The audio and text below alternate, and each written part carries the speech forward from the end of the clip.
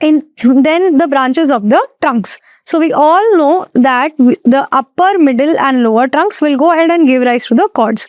But before they give rise to the divisions and the cords, they already give out two branches. One is the suprascapular nerve, which supplies the shoulder, and second is the nerve to subclavius. Now, out of those, suprascapular nerve is important to me because if I have to do a shoulder surgery, then in that case, I need to block that nerve. Now, you will find that nerve just right here when you keep the probe for the supraclavicular approach to brachial plexus block, you can find the suprascapular nerve medially. Okay. Next is the branches of your cords, individual cords. So this we have learned from MBBS and come from your lateral cord. We get lateral pectoral nerve, lateral root of median nerve and musculocutaneous nerve.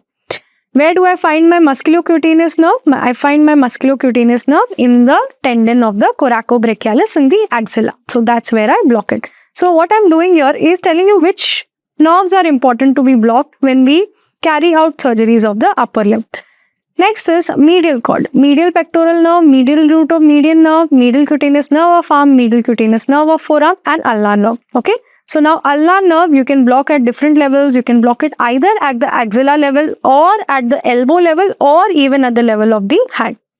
Again, how do you block it? We've covered all of that in the regional anesthesia section. Posterior cord, you have the upper subscapular, lower subscapular, thoracodorsal, radial and axillary nerve.